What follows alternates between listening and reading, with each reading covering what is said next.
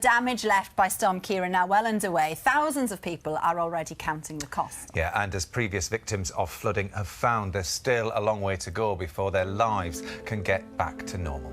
Here's Kevin. During the past decade, flooding has become a growing problem all across the UK.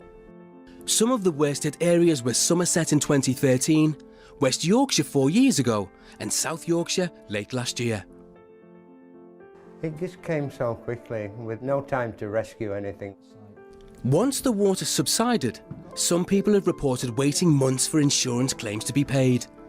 To battle any potential delays, 30 homeowners in Fishlake are turning to independent loss adjusters Andrew and Michael. So Andy, what is a loss adjuster?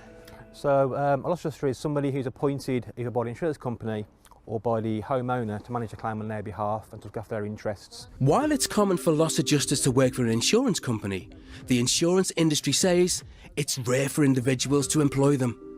But why are people doing this? Ultimately, the insurance company are dealing in volume. If you've got hundreds of claims coming in at one time, they can't cope and you become a number. Our objective is to get the claim completed and get them back in the house. Yeah. Andrew and Michael charge a fee of 10% of the settlement, plus VAT, unless the homeowner uses their recommended contractor, in which case that contractor will pay the fee. Hello, Andrew. Barry, you okay? I'm fine, thank you. Good. The first thing Andrew and Michael do when taking on a new claim is inspect the damage. Today, it's Barry and Sheila's home. The floodwater was, 3 foot high. Damp's going up the walls. You got mould spreading around the corners of the room. Wood fixtures and the plasters, that's all got to come out. And then the dehumidifiers can then concentrate on drying the fabric of the building. You can see the cracking in the tiles already here. So that means the concrete is full of moisture. I'm just thinking money, money, money. Barry and his wife Sheila lived here for more than 17 years. They're now in temporary accommodation. So why did he choose to use Andrew and Michael instead of dealing direct with his insurer? I think we're progressing faster this way, and I can have someone to talk to rather than you're number 27 in the queue to speak to someone on the line, yeah? Before any work can get underway, there's the big problem of Barry's heating system. The oil tank collapsed and the fuel line broke, and then the oil leaked into the house with the floodwater. So in the house, they estimate you had a sort of 600 litres of heating oil sitting in the house for several days. At the moment, we've had conservative costs sort of around £60,000 for the excavation, the treatment, the disposal of the materials. If it gets a lot worse into the foundation, then it could be a lot more. Michael and Andrew are regulated by the Financial Conduct Authority, and Barry has authorised them to deal with his insurance company on his behalf. Barry's convinced employing them has fast-tracked his claim. It's already been agreed in principle, but the repairs are going to take a long time. The surveyors today said it's going to be at least a year before we get back in here. Yeah. Sheila's going to enjoy buying all new furniture. It'll be nice for her. Down the road, Mark Sengelo had just finished renovating the downstairs of his home when the floods hit.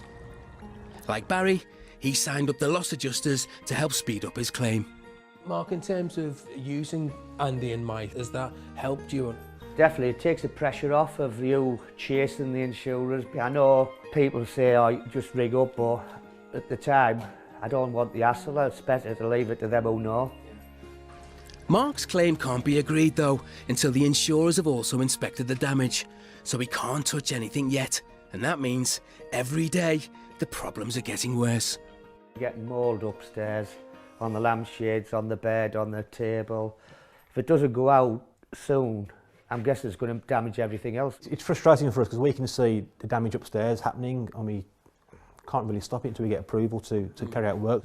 If we don't tackle it soon, the bill's going to increase. Mark's currently living with family.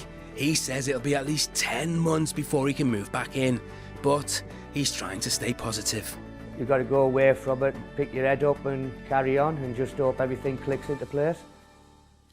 Well, we have had an update, and in both cases, the insurance companies have accepted the claims, and work is underway on Barry and Sheila and Mark's properties. Yes, and according to the Association of British Insurers, anyone affected by flooding should contact their insurance company in the first instance for immediate help and advice. And they also say if someone else offers to help with a claim, then the advice is to check who they're representing and how their services will be paid for.